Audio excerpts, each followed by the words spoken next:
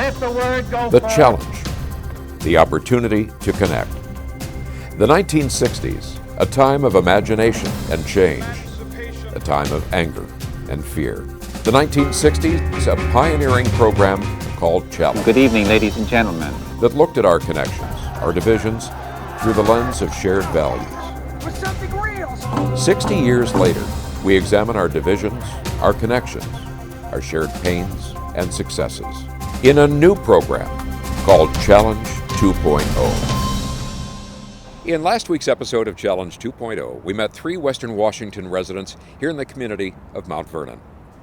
Convinced that the courage to connect remains in what seems at times to be the Disunited States of America, they have created a program called Let's Go Together.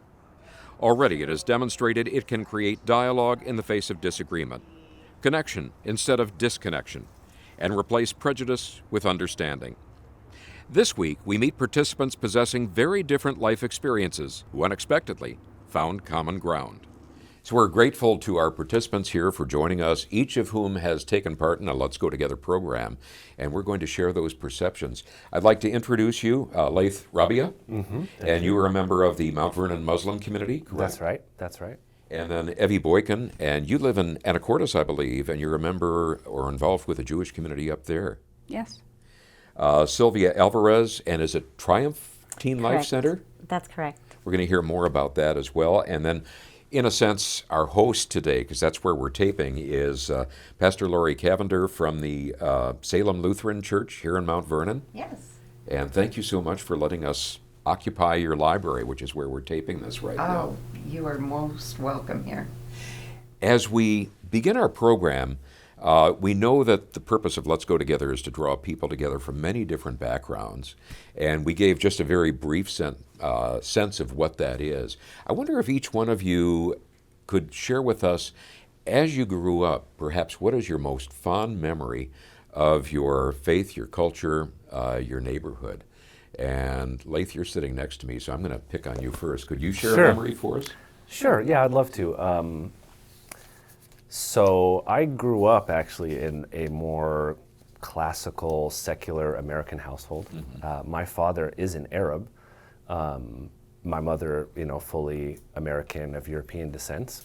But I actually did not grow up with Islam. So I came to Islam later in life. But just as a fond memory that connected me with the Middle Eastern side of my family lineage, we did eat hummus, and we had shawarma, we had the sort of foods, and I do remember my grandparents visiting a handful of times. I didn't identify so much as, Arab. Actually, my father refused to teach us Arabic, believe it or not. I suppose that is the depth of the connection in my childhood to the Arabian side. And like I said, it wasn't until I was in my early 20s that I accepted Islam. So that came later on. Evie, how about you? Any particular memory or image that really resonates for you? I think what was most important to me and gave me more of a sense of my Jewish cultural identity was getting together with extended family. And so there was the joy of the camaraderie between the families, as well as the repetition of the rituals. So we would get together for a Passover Seder, for example, and it was very joyful. So, while my parents weren't outwardly religious, they had the sense of wanting to do the right thing, and I think they felt strongly that the values that they wanted to spread to their kids was imbued in the Judaic background. Sylvia, how about you? So I grew up as a Catholic, and I did not find my personal relationship with Jesus Christ till I was 15. And that became a huge part of my life. I feel that finding that relationship and not being told what you are, what to believe, and just experience that, that's really truly what has helped me be the person I am. So that relationship that I was able to find with him at 15. Lori, what was your experience? Oh, mine's a little different. I was born and raised in the Lutheran Church and went to a Lutheran grade school, and then eventually it went through 8th grade, and then high school was Lutheran high school, and my undergrad was a Lutheran school, and my seminary was a Lutheran school. But the one thing that really clicked for me at a young age was part of the requirements for attending elementary school is you had your own hymnal. And you had your name written in it, and you took it to Wednesday Mass. Well, Wednesday Matins is what we called it. And I found myself in church on Sunday and on Wednesdays for service, and memorizing both the pastor's part and the congregation's part at a very young age. And so sometimes I will refer back to that hymnal that's right behind me and use some of that liturgy that I have embedded in me for so long. Having had those experiences, was there a point at which suddenly you realized that other people from different groups, different orientations, were maybe not comfortable or wouldn't relate to you in a way that perhaps you had experienced earlier in your life? Did any of you have that experience? I didn't grow up in a Jewish community per se, and the temple that we attended primarily on holidays was an Orthodox temple, not because we were Orthodox, but because it was close by. So I didn't have that connection there, and I also felt my sense of being a minority through the entire primary education system. So, the occasional, well, don't you celebrate Christmas would come up. And just to some degree, I always felt like an outsider. Anybody else have an experience similar to that? I personally had a kind of an opposite experience. I grew up feeling, fully American and completely integrated into my society. I didn't really notice any aspects of otherism until I was actually quite a bit older. So it may have been there underlying, but I certainly didn't notice as a youth. And even honestly, till this day, there's a lot of tensions now, let's say, towards the Islamic community. But I don't necessarily feel that. Yeah, that hasn't been my experience, for the most part. So growing up Catholic and coming to the States, and we're a lot more, majority of the community is Christian, there was a big difference, and I think the biggest thing for me, it was the culture and the language. That was a different shock for me. But I think that finding that relationship with God, I felt like I belong. But it was so I also embrace the culture. So when you got the call, and we're talking about the secular sort of call, the call to participate, now let's go together, did you have any concerns? Did you have any reluctance about accepting that? Did you have any concerns about what this program might be, what your reception might be? Well, because I had already known Terry in our local pastors group, I was very excited to go, and I have always had a heart for everyone that I meet, whether that be working with the homeless or working with other populations or other denominations or other faiths. That's always been something that I felt really drawn to. And so for me, there was no real reluctance. I was actually one of the table facilitators for that first meeting. Sylvia, how about you? For me, there was a bit of, curiosity and, okay, this is let's go together and everyone is welcome.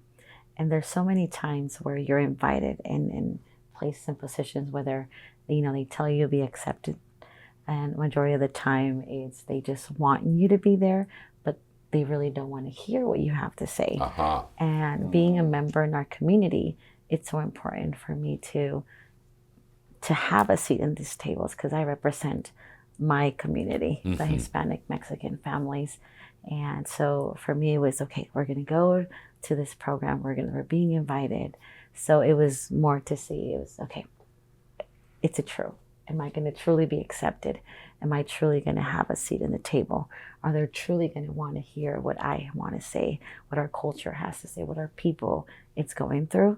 And it was definitely shocking just to be in the room and be heard. Not only here's a table, here's a chair, sit in this table, but to be heard and to want to be part of that community and wanted them to know a little bit more of who we are.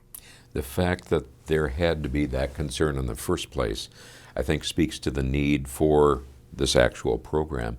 Evie, how about you? Did you have concerns when they said, we'd like you to attend this? I was so excited. So for over 20 years, I had worked in the small town of Tukwila, which was a very diverse town.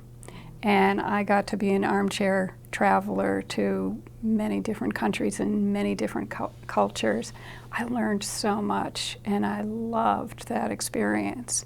So moving up further north to Anacortes, I was really missing that sense of diversity in my community. So when I met Pastor Terry, I was very excited about the opportunities to re-engage with the broader community. Leith, I'm guessing from what you've said so far, you probably didn't feel much reluctance. Is that an accurate perception? Or did you feel a little bit of questioning about what this might be? I didn't feel a whole lot of reluctance, although I do want to echo what Sylvia had to say that, we do get invited to Muslims, right, invited to places to show diversity, but oftentimes to be like a sincere, believing Muslim, it can put you outside of groups that tend to, I don't know. I mean, we're kind of misunderstood, and sometimes it's just like to show the diversity. So again, just echoing what Sylvia has to say. So there was a matter of that, but I did know of Terry and his legacy, or his reputation, rather. Right. And I knew he was a sincere person. I really admired what he did in the past. So I didn't really have too many reservations. I thought it was a very important thing. I mean, they came, him and Kay came to our mosque and invited us personally. It was a very beautiful thing. Pastor Laurie, in your work as a faith leader, you have a lot of practice in terms of knitting people together and building bridges. What do you think was especially skillful in terms of the design of Let's Go Together that helped generate the feelings that we've heard here? Well, I think sitting over a meal, that is the greatest way to bring people together. It's very casual and it starts conversation. And I think that those that have come for the last 2 years are very interested in the people sitting around the table. And the questions that are given for conversation sometimes can be too many because we all want to share and get to know each other even a little bit more. But it really is a nice design on how we start with a meal and then we meet the next month to do a service project. And then the month after that, then we invite the community to come and hear our stories. And that is just a lovely evening of seeing how we all come together. That very first year that we did the open community presentation, I guess you would say, but basically it was just a show and tell kind of situation. where we all realize that every single community, whether it be faith or otherwise, that it's all surrounded by loving one another. And I think that that's one thing that we do not do very well in our society these days, is take time to get to know one another, to see each other as real people. We make judgments, or we make assumptions, or we even listen to our social media to find out how we walk through this world. And that's not very effective, is it? Not effective at all. Was there a person that you connected with that suddenly allowed you to exhale a little bit, your shoulders to drop, and think, this is okay? Sylvia, I might ask you. So I want to echo, I will answer that, what was shared. So the conversations are very meaningful.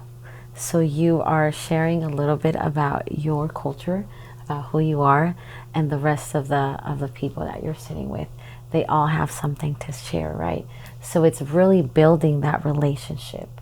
It's not just an agenda. Check, we talked about this, but it's really sharing a little bit part of you.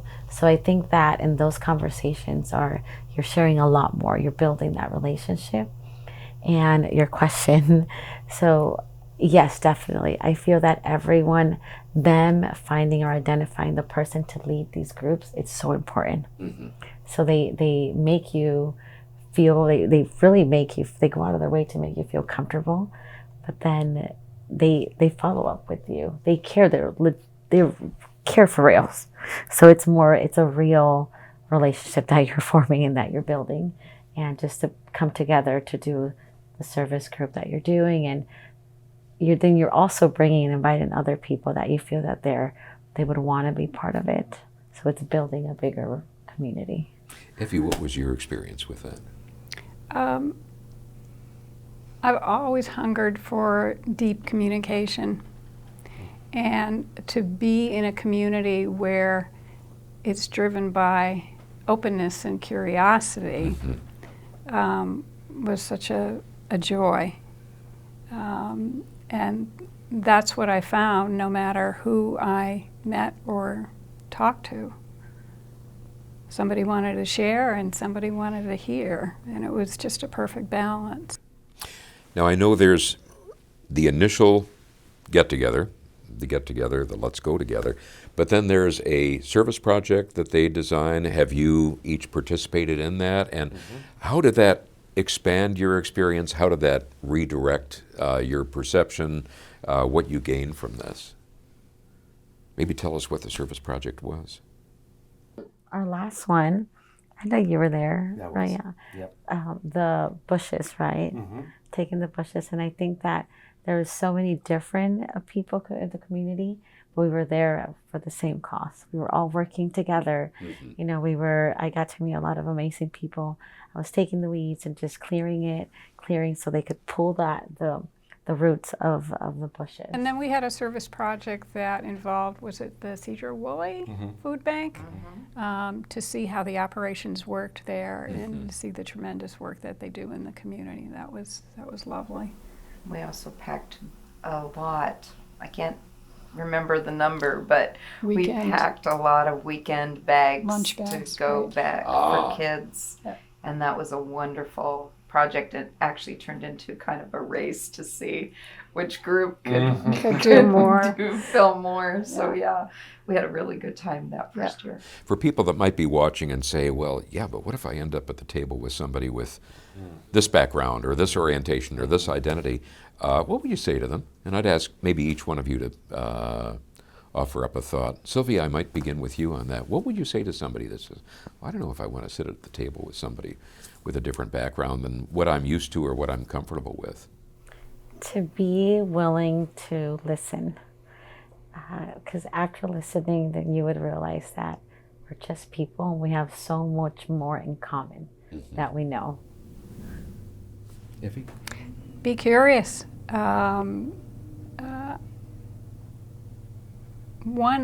Understanding one aspect of one person doesn't mean that that is that entire person. There's so much to learn about people, and when you take the time to do that, and that's, a lot of people don't feel like they have the time to commit to that kind of deepening communication, but when you do take the time, you find out at the very deepest level that you do have more similarities than you have differences, and you feel more connected. Leith, what would you say? Well, I think maybe one emphasis I would bring is that you don't have to accept people's beliefs and lifestyles. But you do have to relate with people in the world. So it's similar to a family, right? In that, you know, I have one brother that might be politically oriented this way, or a cousin or something like that. And even though we may vehemently disagree with each other, we're still family, and we still respect and honor each other and treat each other with good manners. We work together on mutually beneficial projects. So there's some good that can come out of every relationship, and that even if it's someone that you may diametrically oppose, and I'm actually personally, you know, one of my goals in Let's Go Together is to bring in certain groups that are diametrically opposed to Muslims, because I think that's the greatest opportunity to build a bridge, because there's nothing there. There's no bridge. And you know, I think with the kind of respect and honor of each other, that you can come to some common terms. I guess that would be my suggestion, and that we certainly do not have to accept everybody's ideologies and choices and everything like that. Yeah. So Lori, I'm not going to That's fine. pass you on that, but you don't feel that this has necessarily weakened your attachment, your identity, by connecting with others? I do not. No, I mean, my identity is foundational to who I am, my ideology, my religion. That's not going to change. But what can change is kind of my perspective on things. You know, we don't know each other that well, and that's going to be kind of my goal, is in knowing each other more. No, I do not think I'm compromising my faith at all, because I'm not compromising my faith. Right. I'm just trying to build relationships with people and honor people in where they're at. I'd like to say that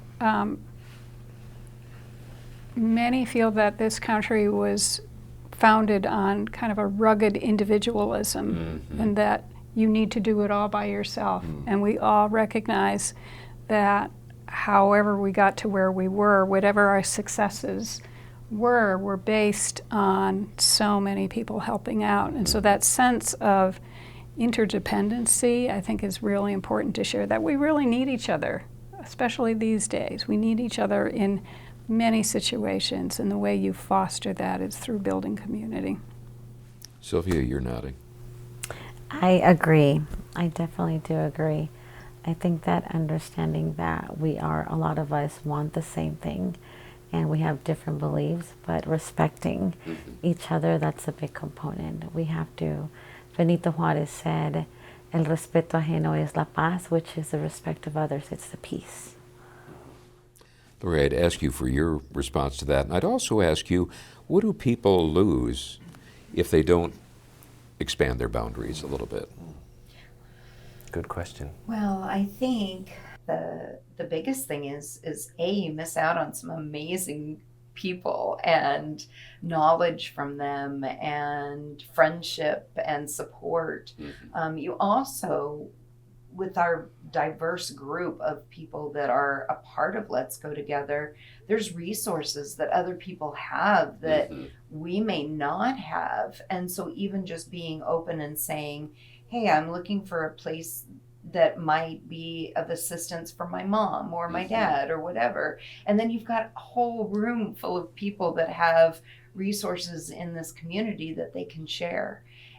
And I think, and I am super excited because Let's Go Together is going to start working with young people. Mm-hmm. And I think that too is fabulous, because if we can teach our children, if we can teach our grandchildren how to be open and listen and be accepting of everyone they come in contact with, that's going to change our world.